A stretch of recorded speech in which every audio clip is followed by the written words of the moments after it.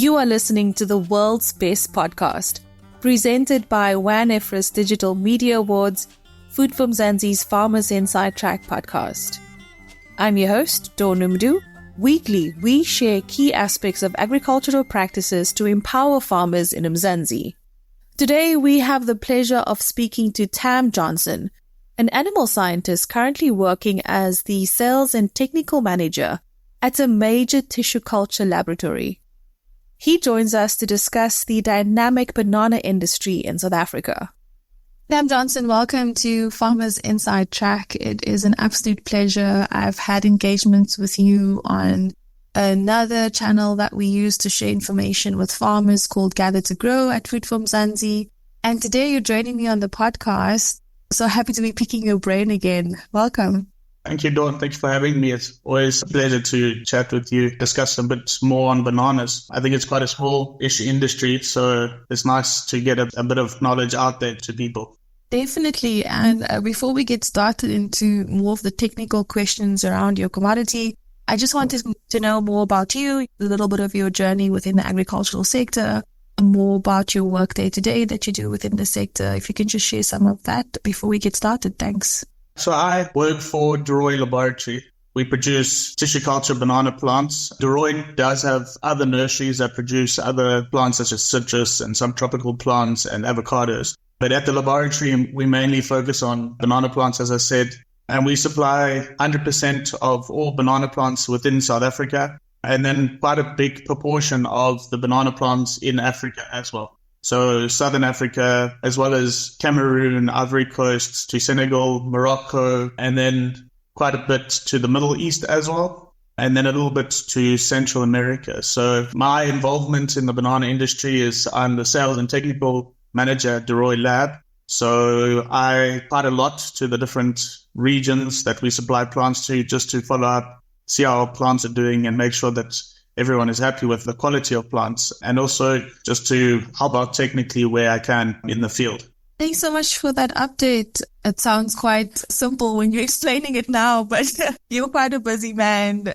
And I really do appreciate the time that you took to chat to us today to share more information about the industry you work in, but more so just your contribution towards the agricultural sector in South Africa, but also Africa. Now, Tam, let's just talk about, just a brief overview of the banana industry in South Africa. If you can just take us through it. How much do we produce in which regions? Which times of the year? When does your busy season start? Just a bit of updates on that. Thanks. In South Africa, we follow part of the subtropical banana growing areas. So it's a bit different to the tropical regions where bananas are usually grown and exported. Because of our cold winters, we can't really export our bananas. Our bananas get what we call under-peel discoloration, which makes them a bit duller over the winter period. And so we can't export it to those European countries because they would want a big, bright yellow banana. So most of our supply in South Africa is for our local use. We've got about 11,000 hectares of bananas in South Africa. And our main growing regions are Zanin, Kippersol, Komatipoort, and then North KwaZulu-Natal, and then along the coast coming all the way down to the south coast of KwaZulu-Natal. Those are the main growing regions within South Africa, as well as Levubu. But Levubu have also moved quite a lot away from bananas to macadamias, but there are still a few banana farmers farming out in the Levubu region. The banana industry in South Africa is quite a good industry. It's a nice cash crop to have on your farms. Thank you so much for that. Everything around agriculture is really leaning more towards sustainable farming practices. And I just wanted to ask you about that. What are the most effective sustainable farming practices currently being implemented in banana cultivation, and how do they impact yield, soil health, and environmental sustainability in the long term? There's obviously farmers that are farming organically, which is obviously always a positive for your soil health and positive impacts to the environment and those sort of things. But one of the main challenges that the organic farmers face is banana plant requires a lot of potassium, and in organic fertilizers, it's very difficult to get that amount of potassium down onto the soils. So generally, the organic farmers do have a lower yield than conventional farmers. But a lot of farmers, I think, have changed their mindsets over the years. Previously, banana plantations would be absolutely clean, There would be nothing growing in between the banana plants. They'd just have bare soil on the ground. But a lot of them have now started looking into what other plants and crops they can integrate into their fields for obviously beneficial insects and also providing nutrients back into the soils for the plants. And obviously doing that, they also create a mat which can hold water and moisture in the soil for much longer. It is quite difficult that the guys are working on because obviously the bananas close off the sunlight to the soil in the plantation. So it's not easy to find good cover crops that grow underneath the bananas, but the guys are working on seeing what works the best for them. And then obviously a lot of guys have started using IPM solutions, building up their bacteria in the soils and using beneficial insects as well in their plantations. But the best way as well is the banana plant holds a lot of nutrients in it as well. And every cycle we cut down the plant that produced, and the banana plantation is actually called a walking plantation because every generation of harvest, your new sucker comes through and the plants move forward. So when we cut down the previous plant, the mother plant or the ratoon, that is placed onto the soils as well and chopped up as a mulch, which then goes back into the soils and helps develop the soils as well. And also through using IPM solutions, people are using a little bit less pesticides and herbicides, which help to not kill so much of the bacteria and other insects that are beneficial in the soils, which help to build up the soils as well. So, yeah, I think there's a lot of people that are working on sustainability in banana plants and building up the soils because I think a lot of farmers have also realized that the soils are very important. After every 10 years when they replant, a lot of people put it in a cover crop, which also helps. They can put in different types of cover crops to reduce nematodes or increase nitrogen in the soils or organic matter.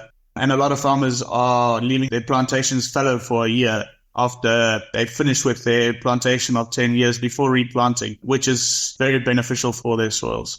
You've in part answered one of my other questions, which is around integrated pest management strategies that are kind of proving most effective in controlling issues without relying so much on heavy, chemical pesticides. Do you have any practices that you've encountered farmers using on the ground? A lot of guys have started looking into IPM solutions.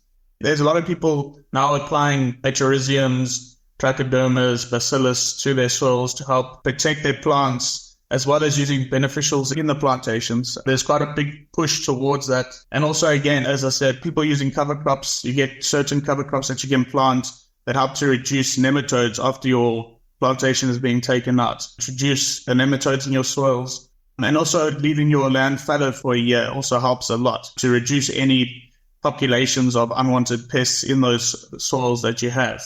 A lot of people are looking at using IPM solutions at this time, but I think it's quite a new sector for people looking into it. So I don't have any expertise on what's working the best in the plantations. Metarhizium, a lot of people are using metarhizium for pests at the moment though.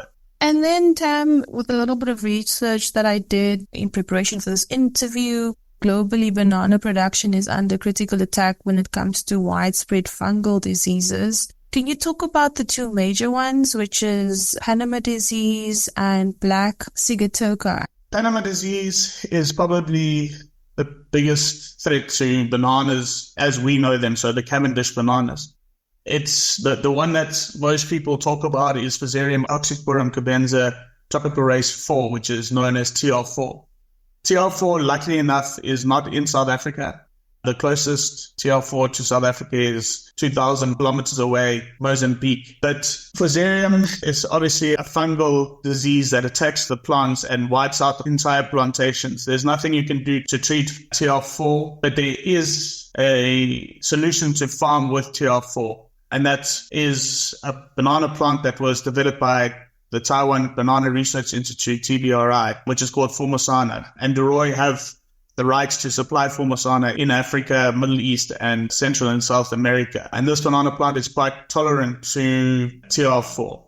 In South Africa, we have something similar, but it's much less aggressive than TR4, which is called subtropical race 4. So there's a tropical race 4, which is the really bad one, and then subtropical race 4 is much less aggressive. And subtropical race 4 is found through many countries in the world, but it's only expressed in the plants in the subtropics. And the reason for that is obviously the subtropics are not ideal or optimal for banana plantation and banana growth.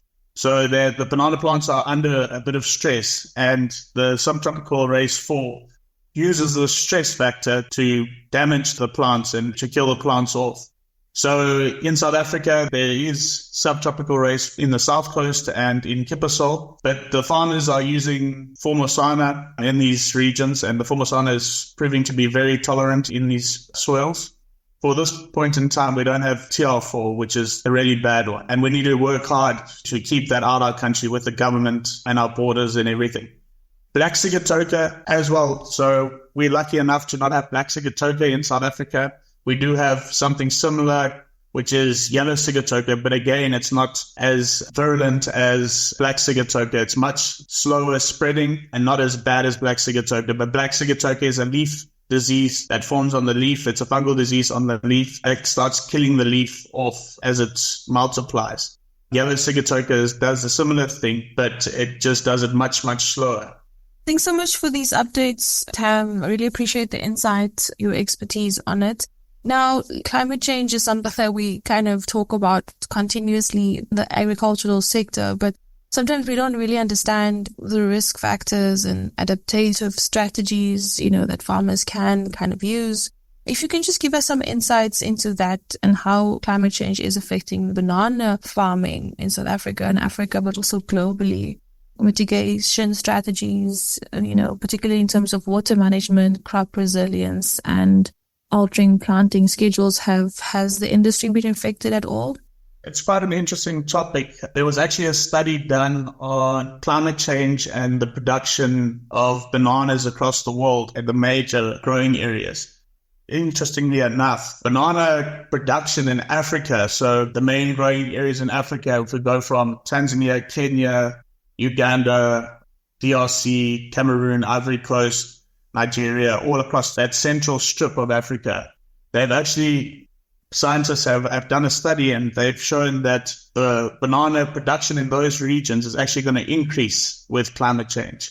And the reason for that is some regions in the world will experience an increase in temperature as well as an increase in water, rainfall, due to climate change.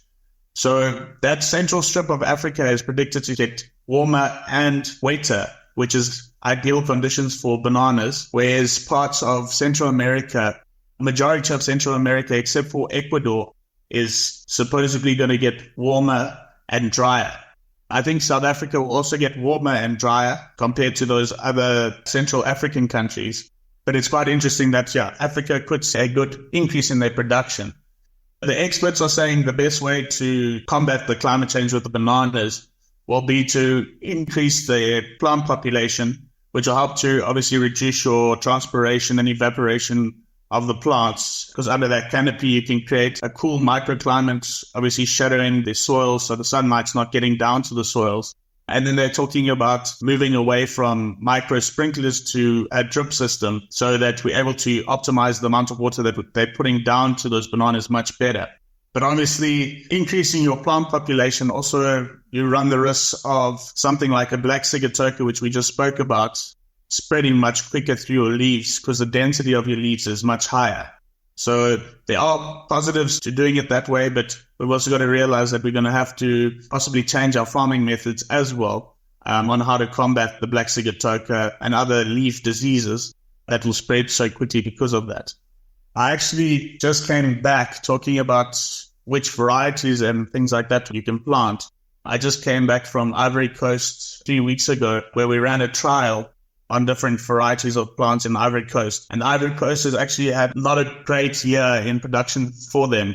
They've had a very, very hot season. They've had the same amount of rainfall. I think it's very similar to what we've seen sometimes in South Africa now, where they've had the same amount of rainfall over their season, but the rain has been very inconsistent. They will get 100 mils today and then nothing for a month, and then 100 mils at the end of the month. So there's this big gap. The season's been very hot and unpredictable rain.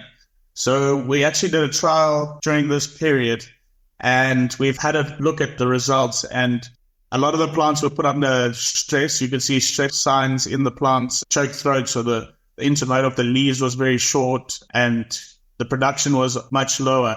Whereas a variety called Williams, which we've always spoken about being very robust, we generally grow Williams in any suboptimal soils or conditions because it performs very well in those suboptimal conditions.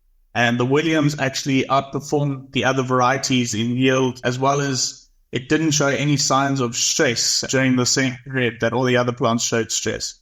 Going forward, people will start looking as well to planting the more robust varieties rather than possibly elite varieties due to the climate becoming more harsh. Because generally, we'll also advise people to plant elite varieties in their most optimal soils where they can get better production out of those soils and those plants. With obviously climate change becoming hotter, drier, unpredictable rains, something like a Williams is definitely going to help the farmers farm in those tough times. Thank you so much for this insight. I think staying, in the know about these changes and how it affects production, not just for farmers individually, but on a global scale, is vital for growth and sustainability in the sector. I just sometimes wish consumers would also understand it.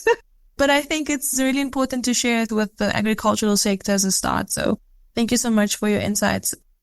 Now, just in terms of, technology, what role does modern technology such as precision agriculture, drone monitoring, data analytics, what role do these things play within the banana farming industry today? How can these technologies enhance farm management, productivity, and sustainability in the future? Thanks. No, I'm always a strong believer of data collection. Anything that can give you more data is better. Obviously, the more data you have, the more information you have to make decisions.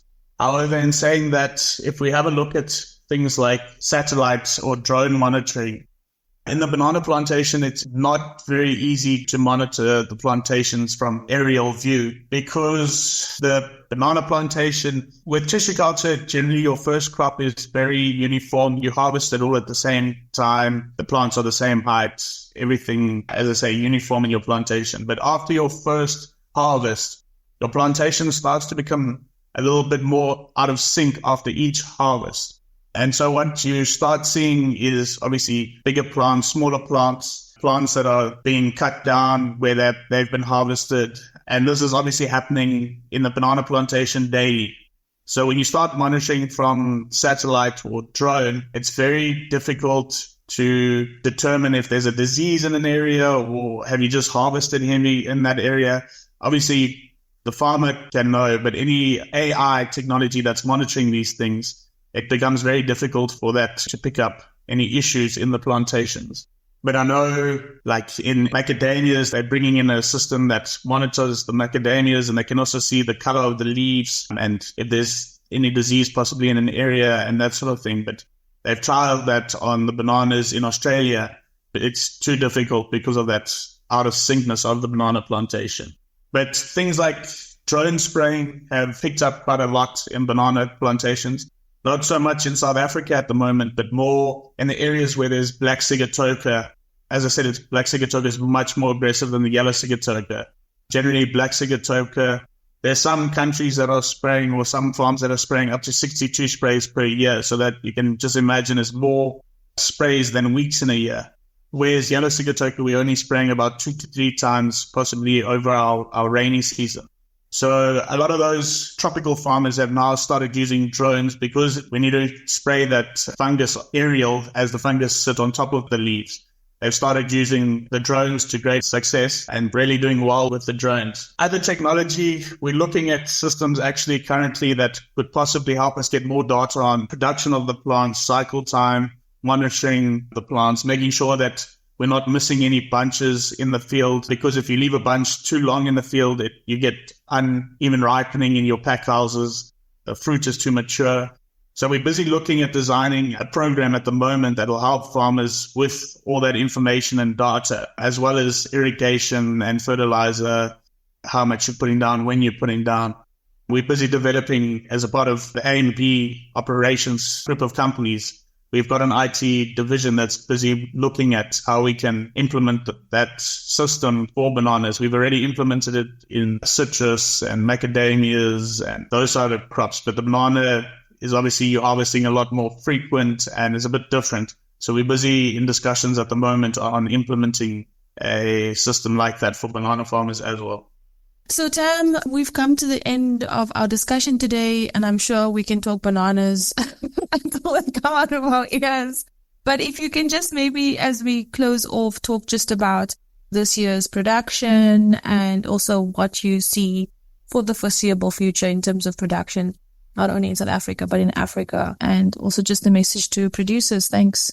I know in South Africa, we had a bit of a cold spell a few weeks ago, which wasn't ideal for the bananas. Some people lost a few bananas.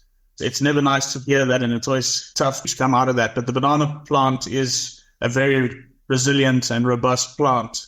They pull through tough times quite quickly. Luckily because of that cycle time of the banana, they come back into production quite quickly.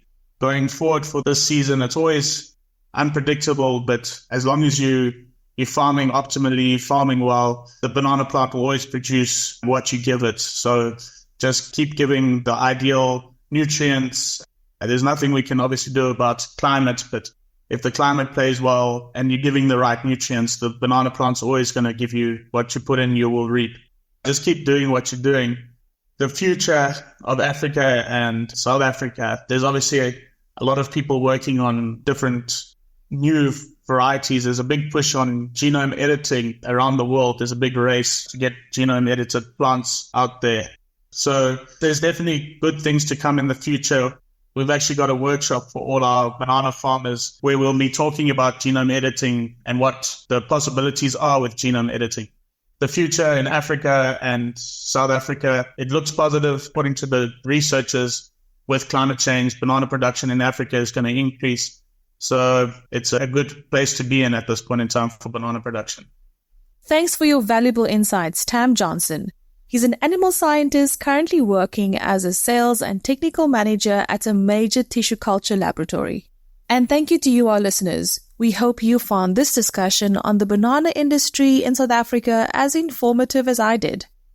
For more insights on optimizing your agricultural practices, visit www.foodfromzansi.co.za.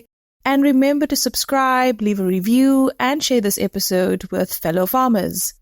From me, Donumdu, our technical producer Megan van der Vent, and the rest of the hashtag Team Food from Zanzi, until next time, happy farming. Life in South Africa can be a lot. I mean, scroll through Twitter for a minute and tell me I'm wrong. Thank God for South Africans though, right? We're inspiring, and even on the bad days, we fight back with a smile.